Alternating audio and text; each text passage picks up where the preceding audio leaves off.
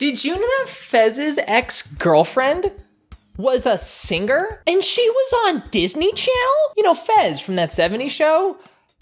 Whatever it was called. If you don't understand why that statement is relevant, you're gonna have to Google it, because Demi Lovato is making a lot of good music around that topic specifically. But I'm scared of YouTube being mean to my channel, so I'm just gonna nudge you into the right direction, and just hope you guys learn on your own, because I'm not gonna talk about super duper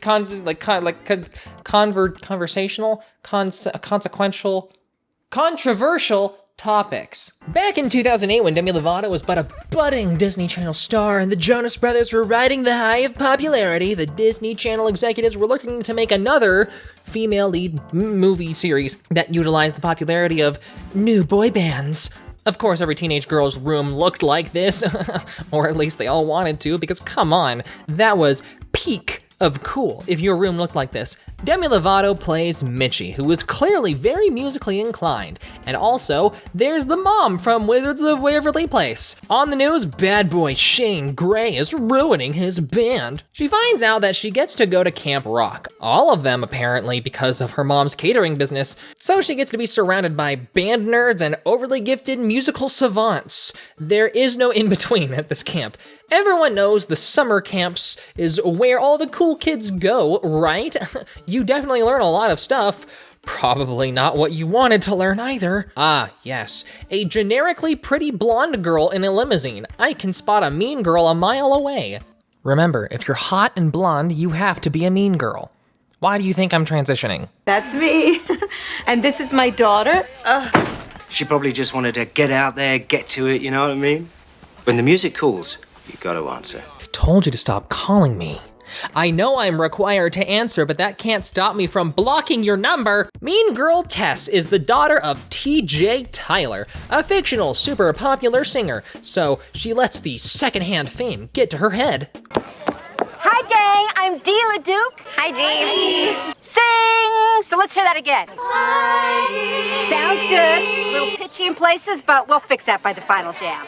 Well, I mean, you're talking to the whole camp. Not everyone is going to be a singer. Some people may not even play instruments. There's more to music than just that. What about sound engineers? Or I was hoping to think of more. I don't know that much about music. Shane Gray is supposed to be an instructor at Camp Rock, and the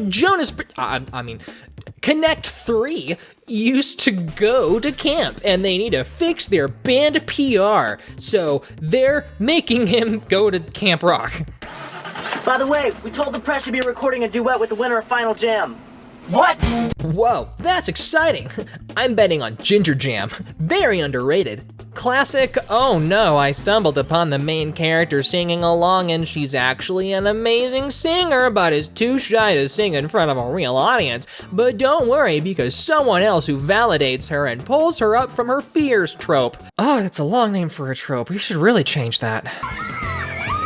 I'm gonna be real. If I was playing piano softly and I heard a bunch of people screaming, I'd stop and figure out what's wrong. There is such a thing as being too in the zone. A big part of the show is gonna be people singing songs, as you'd expect, but YouTube hates people adding songs to their videos, even if I do the legally allowed 30 seconds or less. I'll still get my video claimed, so what's even the point? I just have to talk over it and pretend like it's actual commentary. She's amazing. Yeah, she should be. Her mom's on Broadway. Yeah, but the kids around here don't care about that. It's all about the bling. I feel like everyone would care about that. Even if everyone is concerned about the bling, they'd still care about that. Fame is just as important as material possession. I've been around enough shallow dickwads to know that much at least. I can't unsee all the mid-2000s fashion. It's so dated. But my mom, the president of Hot Tunes TV in China. Yeah, it's a huge market. Well, she's not wrong, but also why would you make the tall, intimidating, rich, confident girl like you? Okay, hold on, I just heard what I said. Now she's in with the in crowd, and she just abandons the actual down-to-earth legit friend. Can't wait for this plot to play out like all the others. I just hope the music is good. Mom, hey! Yeah, I'm totally settled in. Guess what? Shane Gray is... Yeah, you can totally call me back. Love you too. Have a good concert. Oh man, the mean girl also doesn't have validation from her mom. We're just hitting all of the tropes, aren't we? One bag? You can't possibly have all your clothes in there. Right. Well, I threw a lot of my clothes away. That's a thing. That's a real thing. You'd be shocked how many rich kids just throw stuff away. They have no sense of scarcity. Find where the rich people live and don't dig through their trash because that is illegal. You should go to their houses and ask if they want to donate anything. And that way you get first dibs, and then whatever you don't want, you actually donate. Me and my partner got a lot of cool stuff from rich kids who don't know the real value of what they own. This isn't a joke. You should actually do this. You write songs? Let's hear one. This is real. This is me. I'm exactly where I'm supposed. Does anyone else get the intense feeling of secondhand awkwardness when people just sing in public spaces? It just feels wrong. Should I feel that way? Probably not. Singing is just singing. That's just a human thing we do. It shouldn't be a competition, but we've turned it into a competition. And so when you sing in public, we're defaulted into judging you when, like, that shouldn't be the case. But we have the problem of some people being atrociously bad singers, and we don't want to hear that. Honestly, I feel it's less of a fact that we made singing into like a competition and more of the fact that there's just people who are so bad that we just get annoyed enough to where we just don't want them singing. If they're a good singer, people probably don't care, but then again, there are people who do care. Cause like, time and place for everything, guys. Did I just go back on the point I was making? What the heck am I talking about? Hi, this is me editing the video. What the heck am I talking about? I think I just backpedaled on what I was trying to say. Okay. Snooty rich guy gets humbled, which I always love seeing. The trope of rich prick getting humbled is a trope that I don't get tired of. If the class is a rockin', I'm glad I came knocking. The writers got the band camp instructor bad jokes down. Gotta give them points for that. I always appreciated the bad jokes though. It means that they care. Do you guys know how expensive musical equipment is? How much does it cost to go to that camp? You know they have to be replacing instruments left and right if there's a ton of kids. The money starts adding up. On top of that, now that I think of it, is Demi's mom just like taking care of all the food? It's just her in all the scenes in the cafeteria when Mitchie is gone doing her youthful young self-discovery stuff. The mom doesn't really have like a crew, it's just her. Tess is now feeling inferior to Mitchie's incredible singing power. Tess does a great job manipulating Mitchie, making her doubt herself that her goals are way too out of her reach and that she really just shouldn't do anything without her clique. Chance meeting with Shane and Mitchie, and we get to see how much of a Karen Shane is. See, my manager said he sent over my food allergy list, but since I couldn't even go near my breakfast this morning, can I just talk to whoever's in charge? Okay, still a Karen, but if he has allergies, that is concerning. I mean, I get that at least, but you can still be nice. Well, you're kind of being a jerk. And you are? A person. And there's a way to talk to a person, and that's not it. Honestly, a big reason so many of these people keep their crappy attitude is just because so few people don't tell them that it's wrong. We need to do that more often. We get the pleasure of Shane drunkenly dancing for his solo song. You know, if you get that famous, you have a person who teaches you how to talk to a crowd. Did he just forget to hire someone like that? A big part of keeping that fame is not being a jerkwad to people. Well, then again, being a massive jerk works out for a lot of celebrities, so what do I know?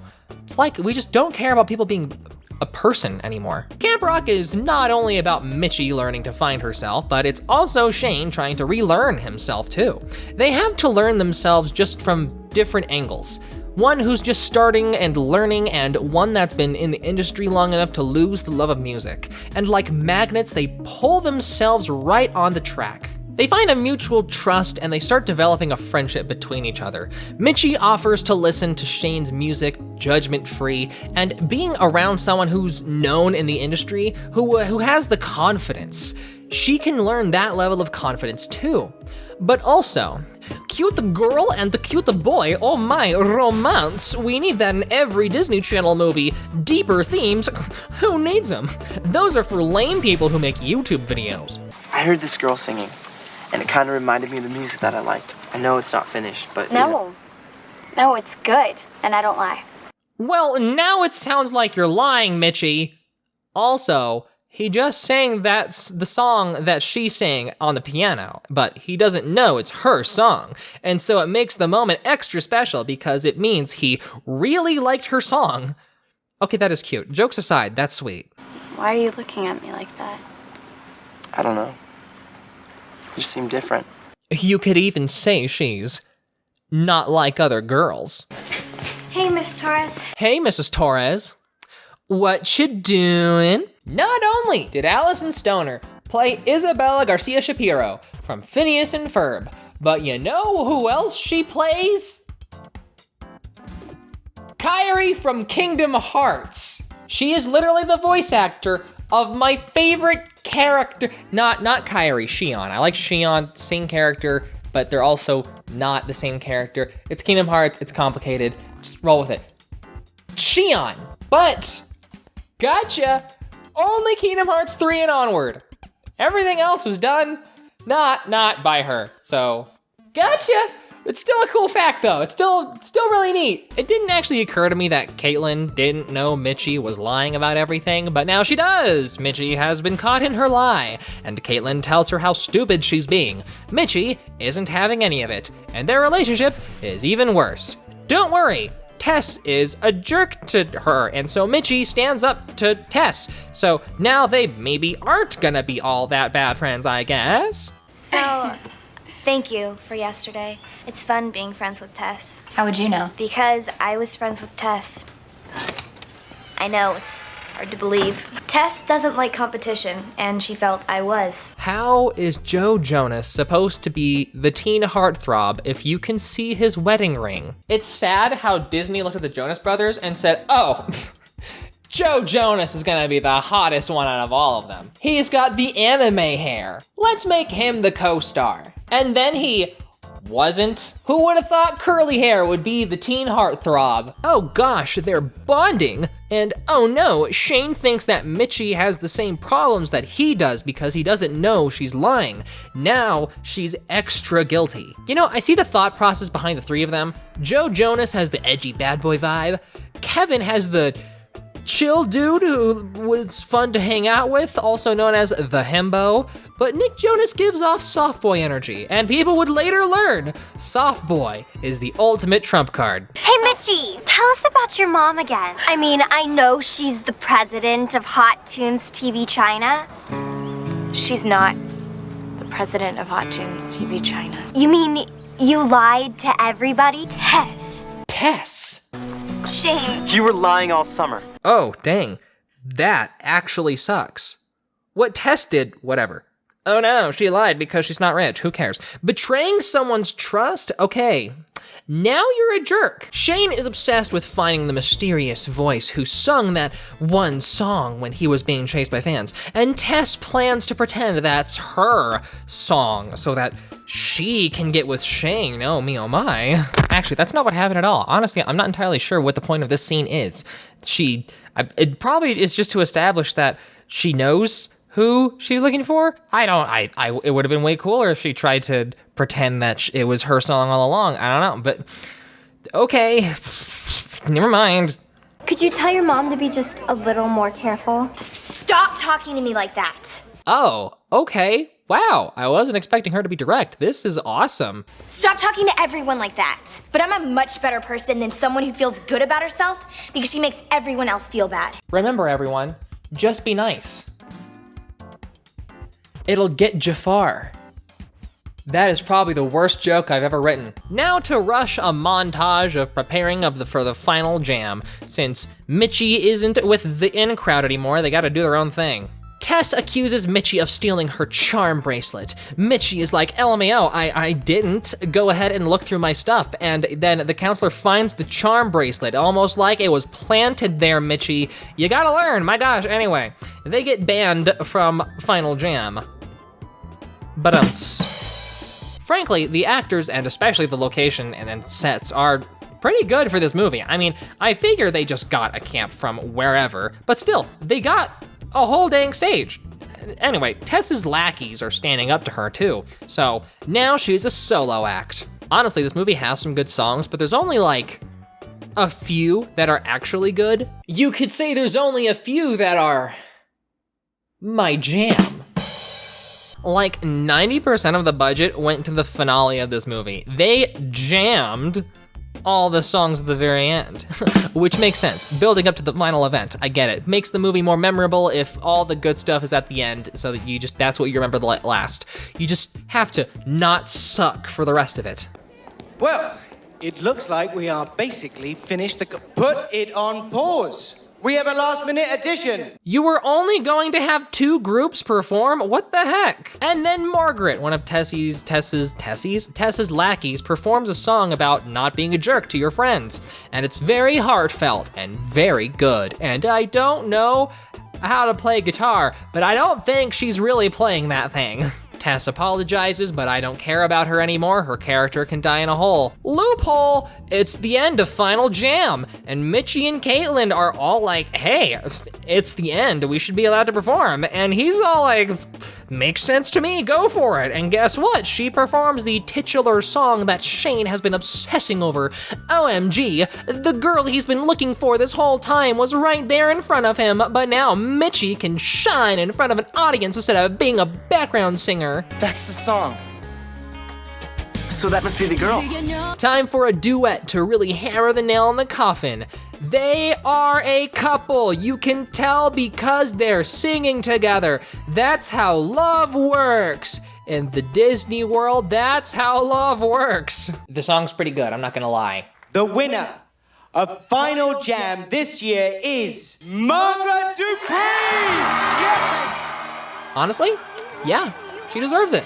I'm okay with this ending. Yeah, so I told Brown you guys didn't take my bracelet. Well, that's a good start, but you can still die in a hole. You were fabulous. Honey, I'm sorry you didn't win. But I did.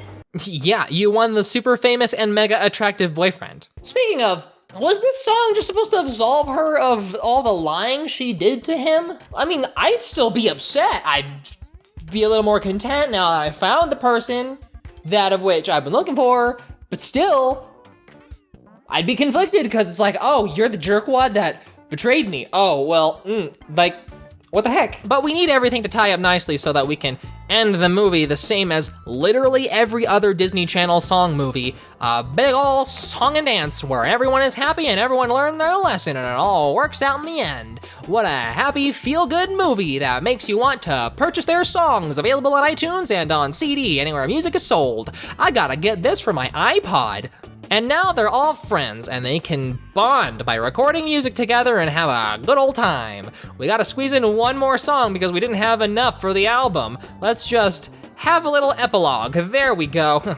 After Camp Song. Boy, that movie was painfully Disney Channel. You couldn't pick a safer plot to go with for a Disney Channel original movie. There's nothing really I can say about this other than, wow, it's been done before. We didn't see anything new. There was nothing really unique about this plot whatsoever. They did it all well enough. And we got to see Demi Lovato and the Jonas Brothers in a movie together. So when it came out, that must have been pretty cool. It's obvious though, they were just trying to make High School Musical, but not. I also heard that like Camp Rock is a ripoff of this 2003 film called Camp, but I have a hard time seeing it. Sure, there's parallels, but even if there was chunks of Camp that was taken and used for Camp Rock, they are two very different experiences. To burst in and arrest us. I don't understand what I'm saying. No, of course you don't,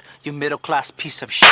I am sure there's plenty of you that enjoyed the movie when it came out. The fact of the matter is, the only smart thing about this movie is that they casted Demi Lovato to be the main character and actually have her sing. Unlike in Victorious, where they have Ariana Grande literally right there, and she doesn't sing at all. What the heck? And in Camp Rock, you also have a dancer that is a DJ, and you have just a bunch of actors pretending to be musically inclined, which sounds like, come on.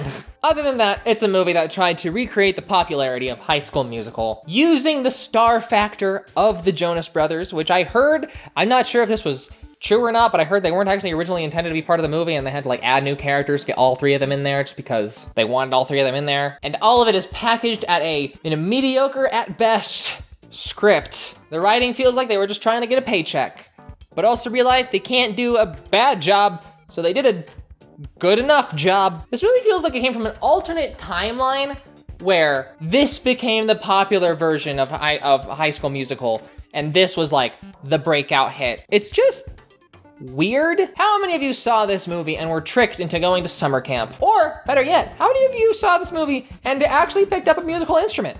Even if you didn't keep with it, trying out new things. That's pretty cool. That's a good thing. That's something that this movie probably did. I'm desperately trying to see upsides to this movie. All in all, this movie hasn't aged well. And when it was released, I can't imagine it doing anything groundbreaking other than letting everyone know Demi Lovato is an amazing singer. But sadly, that's everything I have for this video. Don't subscribe. I don't deserve it. Not yet. Watch a couple other videos. Then you can decide if you want to subscribe, okay? Cool. That being said, I hope you enjoyed this video. Stay beautiful and keep playing.